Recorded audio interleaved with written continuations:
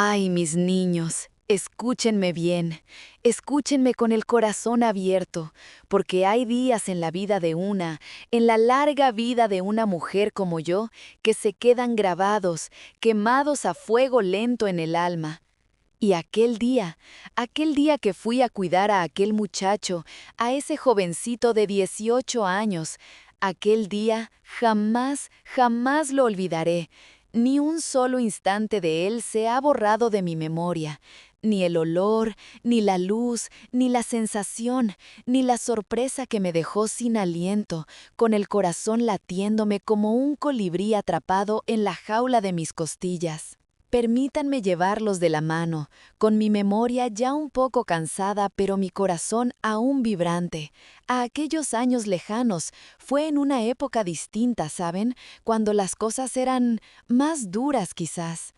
Yo ya era viuda hacía algunos años y la pensión, por más que la estiraba, no me alcanzaba para cubrir todos los agujeros que la vida le iba haciendo a mi canasta.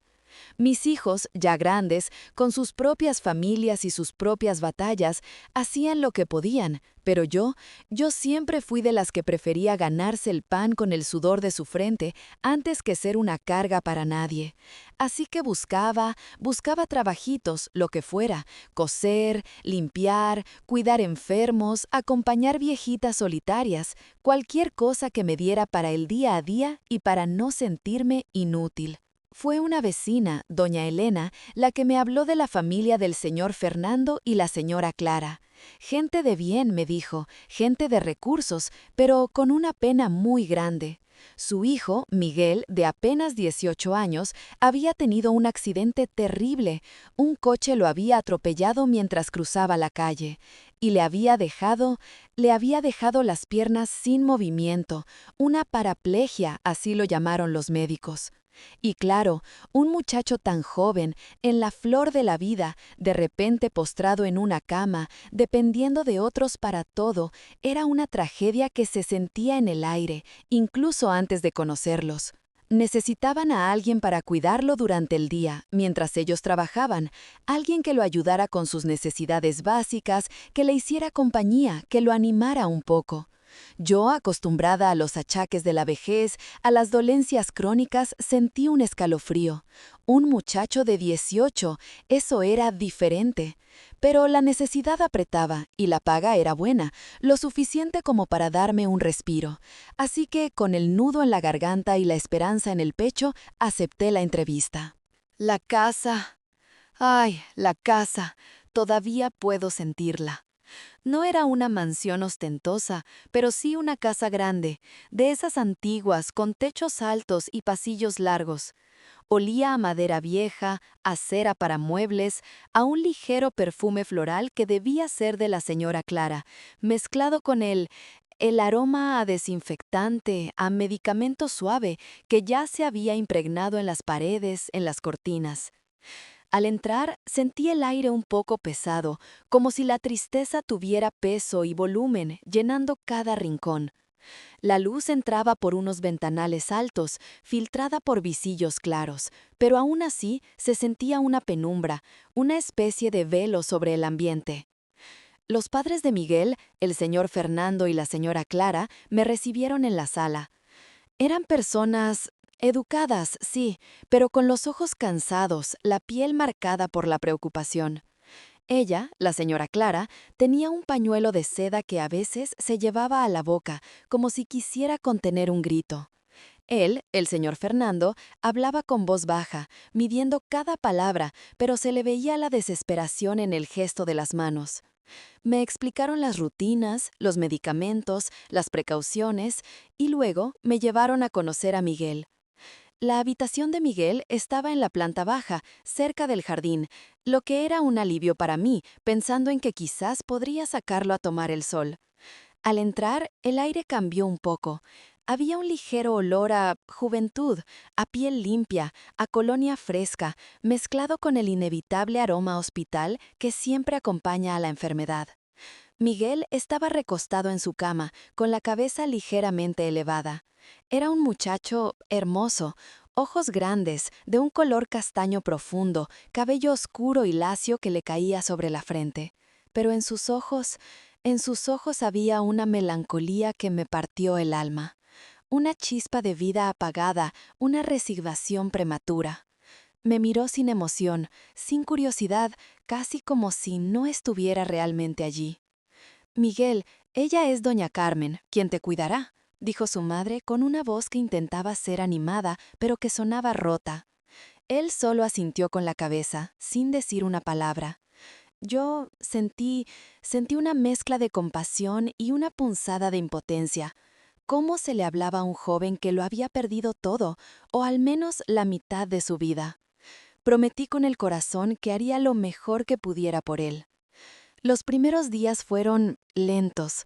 Yo me dedicaba a las tareas que me habían indicado, prepararle sus comidas especiales, ayudarlo a tomar sus medicamentos, a cambiarlo de posición cada pocas horas para evitar las úlceras, a leerle un poco si él lo pedía, que casi nunca lo hacía.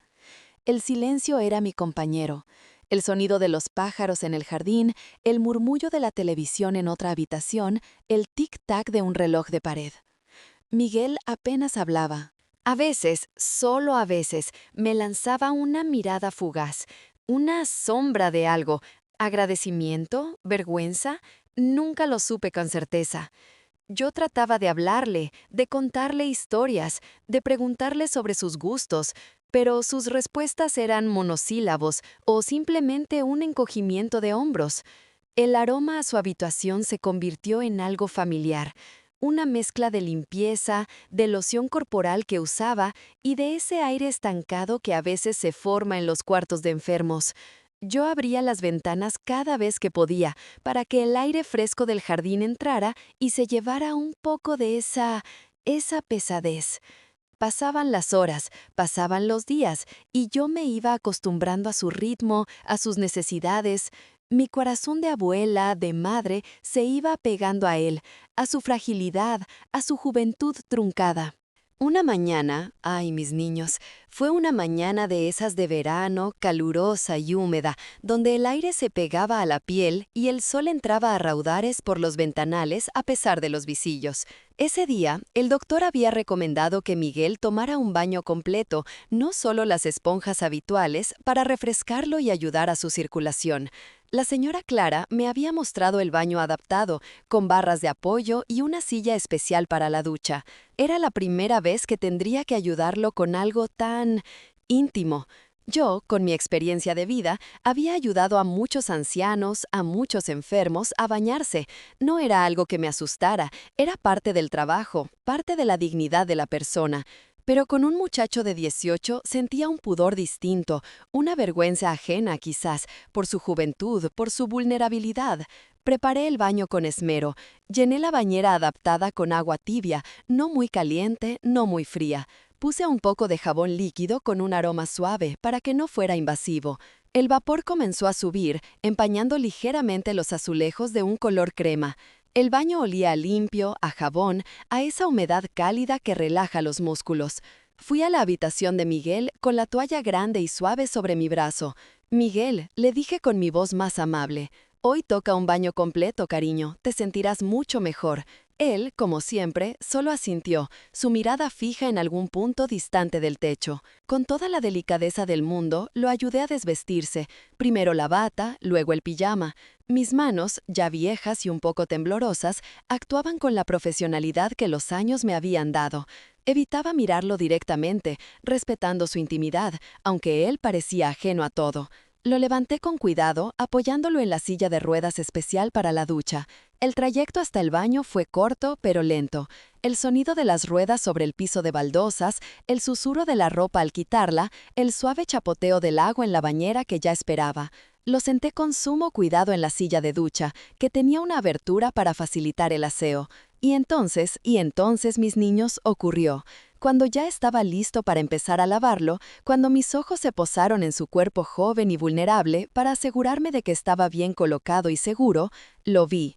Vi la manguera, aquella parte de su anatomía que en un hombre es símbolo de virilidad, de vida, de todo lo que la juventud representa. Era enorme, no solo grande, sino robusta, imponente. Una visión que me dejó Me dejó sin aliento, con el corazón en un vuelco. En mis años, claro que había visto hombres desnudos, a mi esposo, claro está, y a otros pacientes ancianos en el cumplimiento de mi deber, pero aquello era diferente. Era la plenitud de la juventud, la fuerza de la naturaleza, en contraste con la fragilidad de su condición. La imagen de aquel órgano tan vital y tan presente en un cuerpo que no podía moverse por sí mismo, me golpeó como una ola fría. Sentí un rubor subir por mis mejillas, a pesar de mi edad, a pesar de mi experiencia. Fue una sorpresa profunda, una confrontación con la vida misma. Por un instante, solo por un instante, me quedé muda. Mis manos se detuvieron. El vapor del baño, el olor a jabón, el silencio, todo se magnificó. Pero luego, la profesionalidad, la decencia, el sentido del deber se impusieron. Mi mente, mi corazón, mi espíritu de cuidadora tomaron el control. Era un hombre, era un paciente, y necesitaba mi ayuda. Con la mayor naturalidad que pude simular, con la voz un poco más ronca de lo habitual, comencé a lavarlo. Primero el cabello, luego los hombros, la espalda, y cuando llegó el momento de lavar aquella parte, lo hice con la mayor rapidez y eficiencia posible, sin demorarme, sin dar tiempo a que mi mente se fuera por otros derroteros. Miguel, por su parte, seguía con esa mirada ausente. No hubo reacción en él, ni vergüenza, ni incomodidad, o al menos yo no la percibí. Él estaba en su propio mundo, atrapado en su dolor, en su inmovilidad, y una abuela ya con arrugas y canas, sentía que había presenciado algo sagrado y a la vez tan dolorosamente humano. La paradoja de la vida, un cuerpo fuerte y vibrante, pero prisionero de sí mismo, una promesa de vida, de paternidad, de placer, silenciada por la tragedia. Después de secarlo con cuidado, de vestirlo con ropa limpia, de llevarlo de nuevo a su cama, me quedé un momento junto a la ventana de su habitación, mirando el jardín. El sol seguía brillando, los pájaros seguían cantando, pero algo en mí había cambiado. Aquel día, mis niños, aprendí una lección más, una de tantas que la vida te da cuando menos lo esperas. Aprendí sobre la fragilidad de la existencia, sobre la fuerza indomable de la naturaleza humana, incluso cuando está herida. Aprendí sobre la dignidad, sobre el respeto profundo que se le debe a cada persona, sin importar su condición, sin importar la sorpresa que te depare el destino. Miguel siguió siendo mi paciente por muchos meses. Poco a poco, con mucha paciencia, con mis historias de antaño, con mi voz suave y mi presencia constante, logré que una pequeña chispa volviera a sus ojos, que me regalara una sonrisa, un «Gracias, doña Carmen». Y cada vez que lo ayudaba en el baño, aunque la sorpresa inicial ya no estaba, siempre había un respeto reverente por la vida, por la juventud que, aunque herida, seguía ahí, poderosa y presente. Esa imagen de la manguera más grande que había visto en mi vida, no fue una imagen de escándalo, sino una de profunda humanidad, de la brutal honestidad de la vida, una lección que llevé y sigo llevando en mi corazón hasta el día de hoy. Ay, mis niños, ya les conté de aquel día, de la sorpresa que me llevé en el baño con Miguel. Pero la vida, mis amores, la vida siempre tiene más capas, más recovecos, más sombras de las que una se imagina. Aquella imagen, la de la plenitud de su juventud, contrastada con su cuerpo inmóvil, se me quedó grabada, sí, pero con el paso de los días, con las semanas que se convirtieron en meses, esa impresión inicial se fue mezclando con algo más, con una sensación, un presentimiento, una punzada fría que me empezaba a recorrer la espalda, como si el aire de aquella casa, que antes solo me parecía pesado por la tristeza, ahora se hubiera vuelto distinto, más denso, más cargado de algo que no podía nombrar, pero que me erizaba la piel. Escúchenme bien, porque no es fácil poner en palabras lo que el alma siente cuando algo no anda bien, cuando el instinto de una, ya viejo y sabio, empieza a gritarle que hay una sombra, un velo que se cierne sobre la tranquilidad aparente. Al principio pensé que era el cansancio o mi propia edad. Una se vuelve más aprensiva con los años, ¿saben? Los ruidos nocturnos parecen más fuertes, las sombras se alargan más de lo normal. Pero no, esto era diferente. Era una persistencia, una sensación de que bajo la superficie de la rutina, de la limpieza de la casa, del silencio de Miguel, algo estaba gestándose. Como el olor a tormenta antes de que caiga la primera gota, ese olor metálico en el aire, esa pesadez que presagia el trueno. Yo lo sentía en mis huesos, en la punta de mis dedos, en la forma en que el silencio a veces se volvía demasiado silencioso. No era la paz, era la ausencia de ruido, como si el mundo contuviera la respiración. La casa de los señores Fernando y Clara, que al principio me parecía imponente y un poco triste, comenzó a adquirir un aura peculiar. Las paredes, de un color crema suave, parecían absorber la luz en lugar de reflejarla. Los pasillos largos, con sus alfombras persas que amortiguaban mis pasos, se volvían laberínticos en mi mente. Las ventanas, siempre impecables, dejaban entrar una luz que, a pesar de ser diurna, a menudo se sentía tenue, como si el sol mismo se esforzara por penetrar un velo invisible. El olor también cambió. Ya no era solo el aroma a cera y a medicinas. A veces, y solo a veces, cuando los señores no estaban y yo me quedaba sola con Miguel, me parecía percibir una fragancia extraña, un perfume como a flores marchitas, a humedad contenida, a algo que se estaba pudriendo muy, muy lentamente, escondido en algún rincón. Yo buscaba, olisqueaba, pero nunca encontraba la fuente. Era fugaz, como un fantasma olfativo que se burlaba de mis sentidos. Miguel, por su parte, seguía en su mutismo. Su mirada, antes simplemente melancólica, ahora a veces me parecía vacía. No era la ausencia de emoción de los primeros días, sino una especie de abismo en sus ojos, como si su alma estuviera en un lugar inalcanzable. A veces lo pillaba observándome, no con curiosidad, no con interés, sino con una fijeza, fría. Me miraba a las manos cuando le daba de comer, a mi boca cuando le hablaba, a mis pasos cuando me movía por la habitación. Y esa mirada, sin brillo, sin expresión, me hacía sentir expuesta, como si no fuera yo la que lo cuidaba a él, sino él el que me observaba a mí desde su prisión silenciosa. Sus padres, ay, sus padres, el señor Fernando y la señora Clara. Al principio, su tristeza era evidente, palpable, pero con el tiempo, su dolor se transformó en algo más. La señora Clara, que antes lloraba en silencio, ahora se encerraba en su habitación durante horas, y yo escuchaba, a veces, un murmullo, un sollozo ahogado que me helaba la sangre.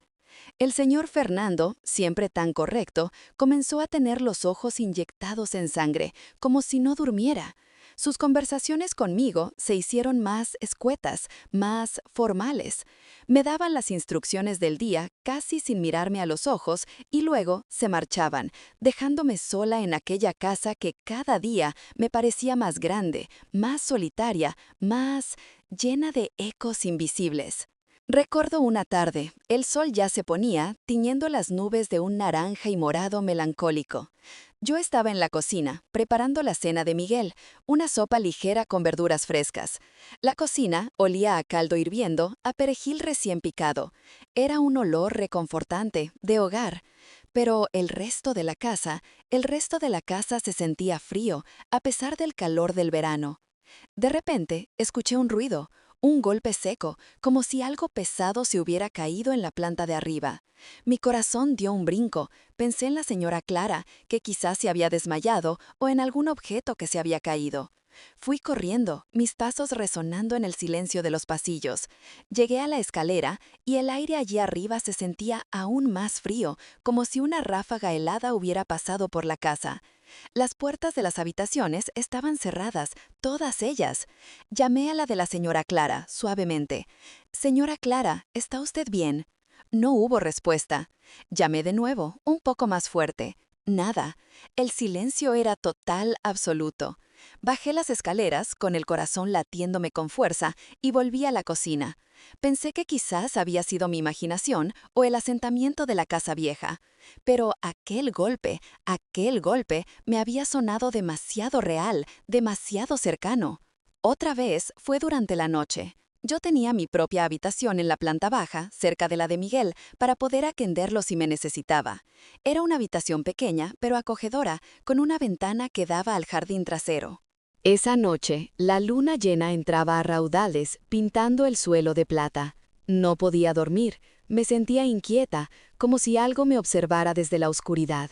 Escuché un susurro, no un susurro de voz, sino como el roce de algo arrastrándose.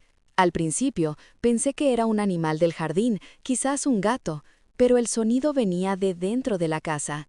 Era un sonido sutil, un ras-ras, muy, muy ligero, que parecía venir del pasillo.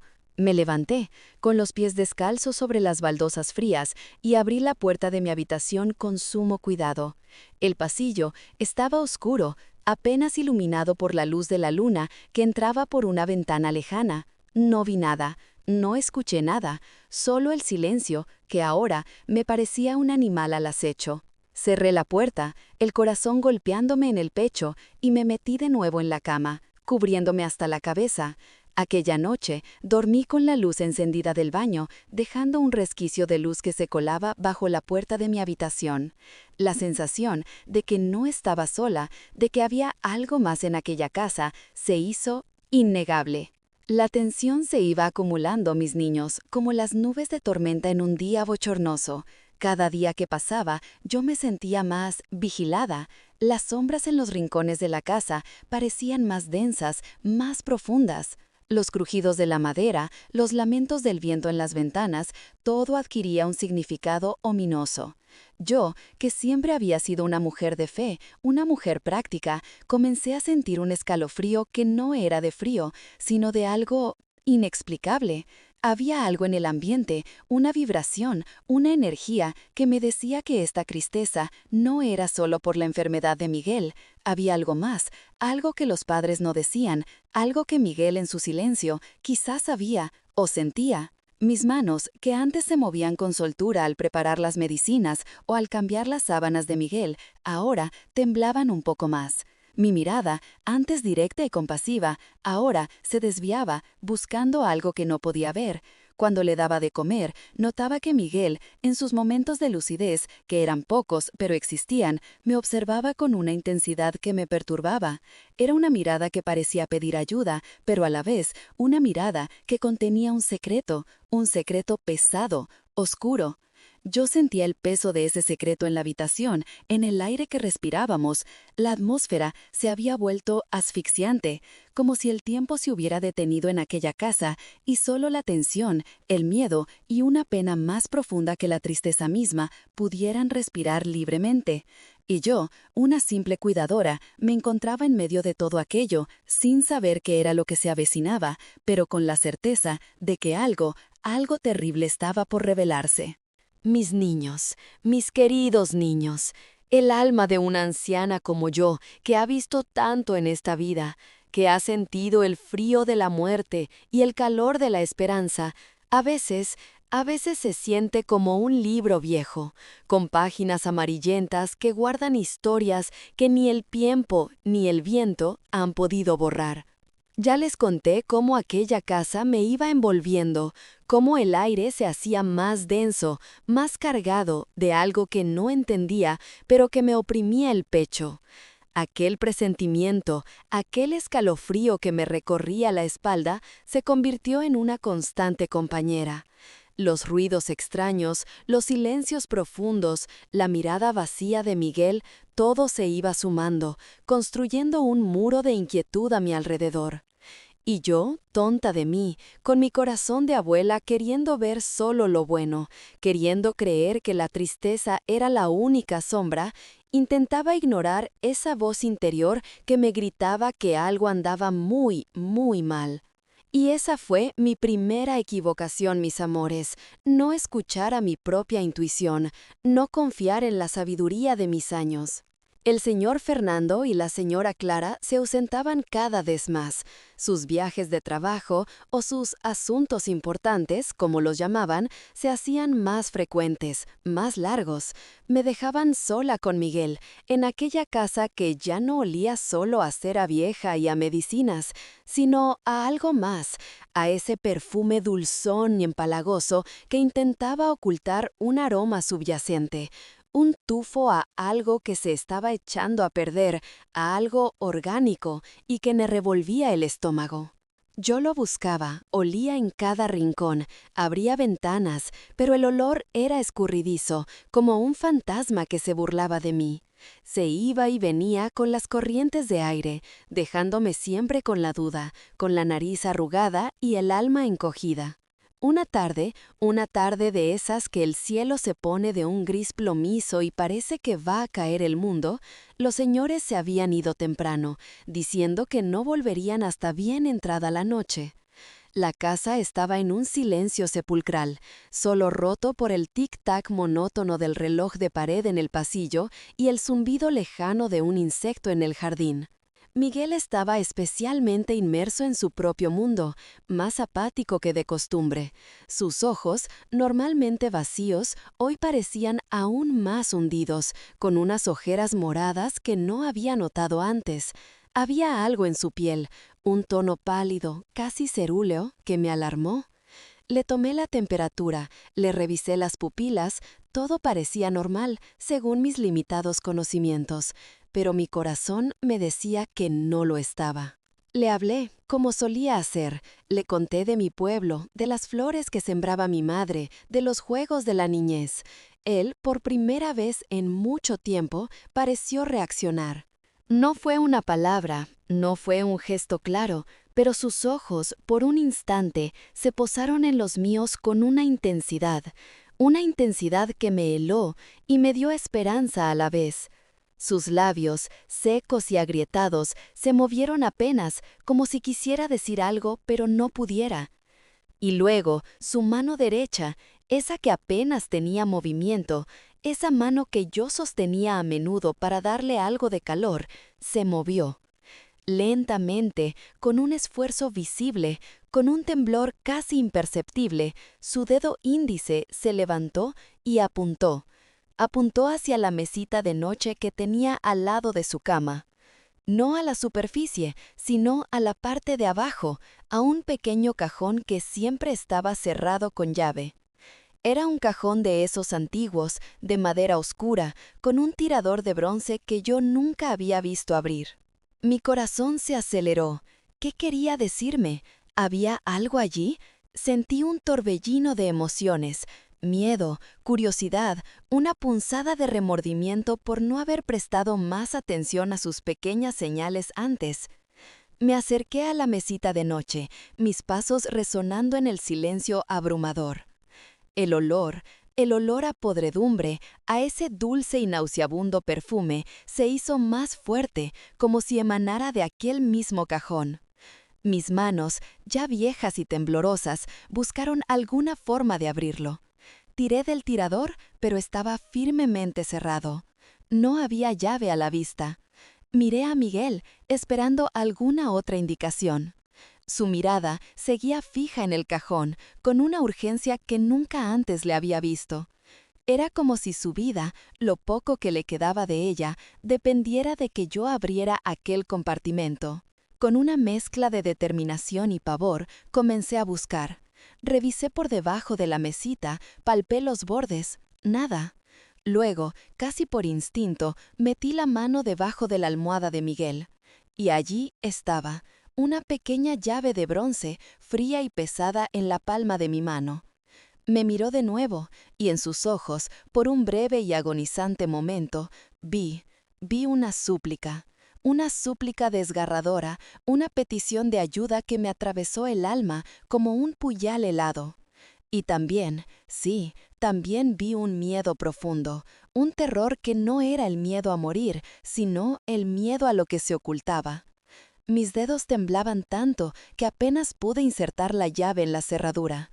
El mecanismo chirrió, un sonido estridente en el silencio de la habitación, y el cajón se abrió con un crujido. Un aire frío y viciado salió de él, y con él, el olor. ¡Ay, mis niños! El olor. Era como si todos los fantasmas de la casa se hubieran concentrado en aquel pequeño espacio. Un hedor a carne putrefacta, a formol, algo dulzón y artificial que intentaba en vano disimular la descomposición. Mi estómago se encogió, un nudo de náuseas me subió por la garganta. Tuve que taparme la nariz con la mano, mis ojos se llenaron de lágrimas por el asco y el terror. Dentro del cajón no había dinero, ni joyas, ni cartas viejas. Había un frasco de cristal, grande, de esos que se usan en los laboratorios, lleno de un líquido amarillento y turbio. Y flotando dentro, mis niños, había algo que me dejó sin aliento, con el corazón en la boca, con la sangre helada en las venas. Era un fragmento de carne, un pedazo de tejido humano. Y no cualquier pedazo, era familiar. Era como si mi cerebro, en un acto cruel y macabro, hubiera reconocido aquello que había visto en el baño, aquella manguera de la que les hablé al principio.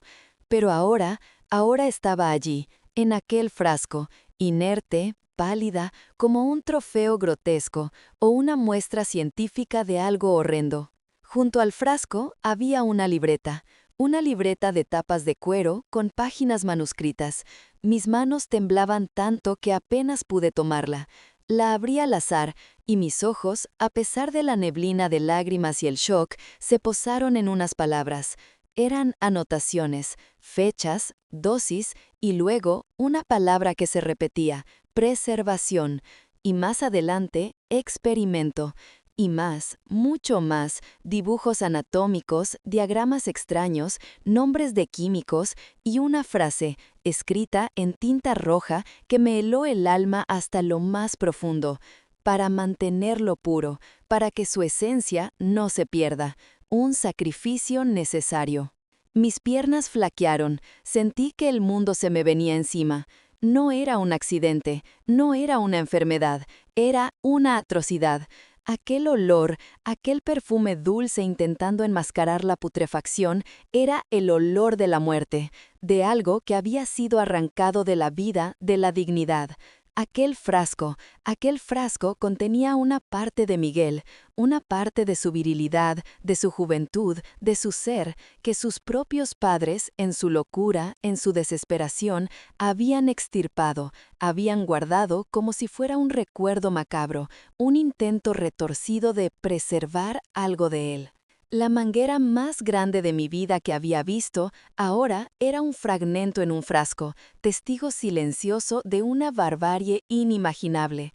Y Miguel, postrado en su cama, con sus ojos vacíos y su mano temblorosa, había sido el sacrificado. Miré a Miguel. Su mirada ya no era vacía. Había lágrimas, lágrimas silenciosas que rodaban por sus mejillas pálidas, cayendo en la almohada. Lágrimas que lo decían todo, lágrimas que eran un grito ahogado de dolor, de humillación, de terror. Él lo sabía, él lo había sentido, él había sido testigo de su propia mutilación, de la locura de sus padres. Y yo que había prometido cuidarlo, que había sentido su fragilidad, que había intentado darle consuelo, no había visto, no había comprendido la magnitud del horror que se cocinaba bajo el techo de aquella casa. Mi corazón se rompió en 1000 pedazos. Un grito mudo se atascó en mi garganta. El aire se volvió irrespirable. La sabiduría de mis años no me había servido de nada para proteger a este pobre muchacho. Mi ingenuidad, mi miedo a inmiscuirme, me habían convertido, sin quererlo, en cómplice de su martirio. Caí de rodillas junto a la mesita, el frasco y la libreta aún en mis manos temblorosas. El hedor me invadía, el peso de la verdad me aplastaba. Lágrimas calientes, de rabia, de impotencia, de un dolor tan profundo que me hacía doler el pecho, comenzaron a brotar de mis ojos ya cansados. ¿Cómo pude no verlo? ¿Cómo pude ignorar todas las señales? Aquel día, mis niños, aquel día, mi alma se llenó de un arrepentimiento tan grande que aún hoy, a mis 80 años, me quema por dentro. Un arrepentimiento que me acompaña en cada suspiro, en cada recuerdo de aquel pobre Miguel, cuyo cuerpo y alma fueron destrozados, no por un accidente, sino por la locura que se anidó en el corazón de quienes debían amarlo más. Y aquel frasco, con su contenido macabro, fue la prueba, la confirmación de que el infierno, a veces, se esconde en los lugares más insospechados, bajo la apariencia de una familia respetable y una casa llena de silencio. Ay, mis niños, mis queridos niños, el corazón de una, cuando se enfrenta a algo tan profundamente malvado, tan retorcido, no sabe si gritar, si correr, si desmayarse. Yo, de rodillas en el suelo frío de la habitación de Miguel, con el olor nauseabundo del frasco invadiéndome la nariz, con la libreta de cuero y sus horribles anotaciones en mis manos temblorosas, sentí que la tierra se abría bajo mis pies. La imagen de Miguel, con sus lágrimas silenciosas, con esa mirada de súplica y terror, se me clavó en el alma como una estaca. El arrepentimiento me quemaba, la rabia me ahogaba y un miedo gélido, me paralizaba. ¿Qué iba a hacer? ¿Qué podía hacer una anciana como yo, sola, en aquella casa que de repente se había convertido en una prisión de horrores? Mis ojos, nublados por las lágrimas y el asco, vagaron por la habitación. La luz del atardecer ya se desvanecía y las sombras se alargaban, danzando macabras en las paredes. El silencio era más pesado que nunca, roto solo por el golpeteo furioso de mi propio corazón. Sentí la necesidad de protegerlo, de sacarlo de allí, de borrar la evidencia de aquella barbarie.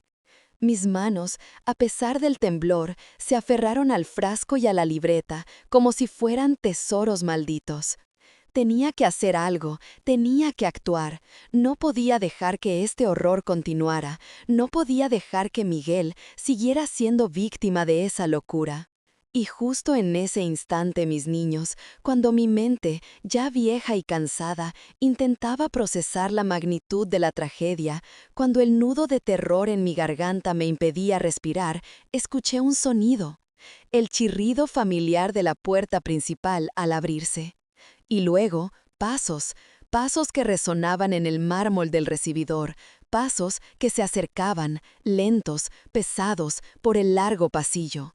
Eran ellos, eran el señor Fernando y la señora Clara. Habían vuelto antes de lo que esperaban, antes de lo que yo hubiera querido, antes de que pudiera ocultar la verdad que había descubierto. Mi corazón se detuvo, un pánico atroz me invadió. ¿Me habían oído? ¿Sabían que había abierto el cajón? ¿Qué me harían? ¿Qué le harían a Miguel si descubrían que yo sabía? Me levanté del suelo con un esfuerzo, mis rodillas crujiendo. El frasco y la libreta estaban firmemente apretados contra mi pecho. Miré a Miguel. Sus ojos, antes llenos de lágrimas, ahora estaban desorbitados, fijos en la puerta de la habitación. El terror puro se reflejaba en ellos. Era un terror que no necesitaba palabras, un terror que lo decía todo. Mamá y papá, vienen, ayúdame, sálvame. Mi instinto, el instinto primordial de una madre, de una abuela, se encendió como una llamarada en mi pecho. Ya no había miedo por mí, solo por él, por ese muchacho, tan joven, tan inocente, tan cruelmente ultrajado. Los pasos se detuvieron justo fuera de la puerta de la habitación de Miguel, y luego, el sonido más temido, el giro de la manija. La puerta se abrió lentamente, revelando la silueta del señor Fernando, alto y corpulento, y detrás de él, la señora Clara, con su pañuelo de seda en la mano. La luz del pasillo, tenue y amarillenta, los iluminó, pero sus rostros estaban en sombras, impidiéndome leer sus expresiones. El aire de la habitación se hizo aún más denso, más pesado, cargado de una electricidad ominosa. El olor dulzón del formol y la putrefacción se mezcló con el perfume floral de la señora Clara y el aftershave del señor Fernando, creando una combinación nauseabunda que me hizo casi vomitar. «Doña Carmen», dijo el señor Fernando, su voz extrañamente tranquila, demasiado tranquila. «¿Qué hace usted aquí? ¿Y qué tiene en las manos?» Sus ojos, por fin, se posaron en el frasco y la libreta que yo apretaba contra mí. Y entonces vi el cambio en su rostro. La tranquilidad se desvaneció, reemplazada por una mezcla de ira fría y una desesperación salvaje. La señora Clara, al ver lo que sostenía, dejó escapar un gemido ahogado, llevándose ambas manos a la boca, sus ojos fijos en el frasco, en su contenido macabro. Yo lo sé todo. Mi voz salió como un hilo, temblorosa, pero con una determinación que no sabía que tenía. Sé lo que le han hecho a su hijo. Es una barbaridad, una atrocidad. Mis palabras, una vez dichas, parecieron liberar una furia que había estado contenida por meses. ¿Cómo han podido hacerle esto a su propio hijo? Las lágrimas de rabia y desesperación volvieron a brotar de mis ojos, quemando mis mejillas. El señor Fernando dio un paso adelante, sus ojos, ahora, desorbitados, fijos en mí. Su mano se extendió, intentando arrebatarme el frasco. «Cállese, vieja entrometida. Usted no entiende. Es por su bien, para preservar su esencia, para que no se pierda». Su voz, antes controlada, ahora se había elevado en un grito casi histérico. La señora Clara, detrás de él, comenzó a sollozar, un sonido desolador que resonaba en la habitación. Yo me eché hacia atrás, apretando el frasco más fuerte. Mi mirada se cruzó con la de Miguel. En sus ojos vi una súplica desesperada, una chispa de esperanza que me decía: «No los dejes, no dejes que me vuelvan a hacer daño». Esa mirada fue suficiente, fue el empujón que necesitaba. Ya no era miedo, era pura, cruda, abuela rabia. «Ustedes son unos monstruos», grité, mi voz sorprendiéndome por su fuerza, por su intensidad. «Esto es un crimen contra la naturaleza, contra Dios, y no voy a permitirlo». Con una fuerza que no sabía que poseía, empujé la mesita de noche, creando una pequeña barrera entre nosotros. Mis ojos buscaron la puerta. Estaba abierta, la salida, la oportunidad. «No se atreva», bramó el señor Fernando, intentando rodear la mesita. Pero yo ya me había movido. Con el frasco y la libreta aún en mis manos, me giré y corrí. Corrí como no corría en años, mis piernas viejas protestando, mi corazón latiéndome a punto de estallar. Pasé por la puerta de la habitación, por el pasillo, el olor a formol y podredumbre siguiéndome como una sombra. Escuché sus gritos detrás de mí, sus pasos apresurados. «¡Vuelva aquí! ¡Devuélvanoslo! ¡Es nuestro!».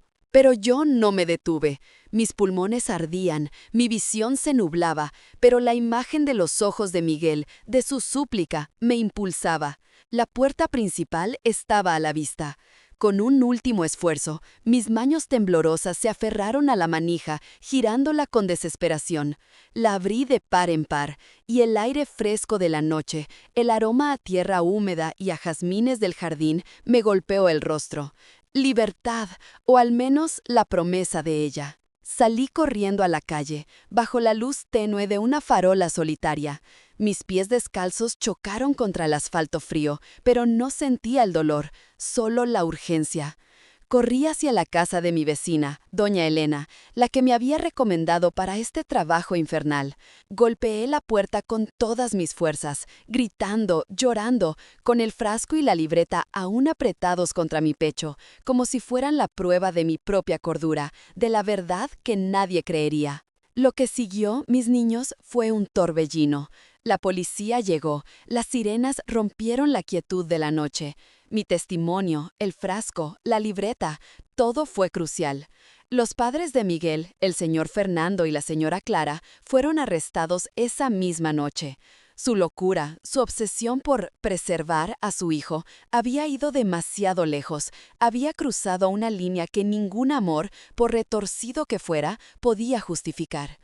El frasco. Sí, el frasco fue la prueba irrefutable de lo que le habían hecho a Miguel, de la mutilación, de los experimentos, de la violación de su cuerpo y de su dignidad.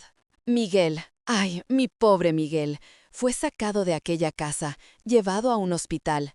Necesitó meses de terapia, no solo física, sino también psicológica. Nunca volvió a ser el mismo. Claro está, ¿cómo podría? Pero al menos fue liberado de aquella prisión de horror. Nunca volví a verlo, mis niños. Después de testificar en el juicio, me dijeron que necesitaba empezar de nuevo, en un lugar lejos de todo aquello.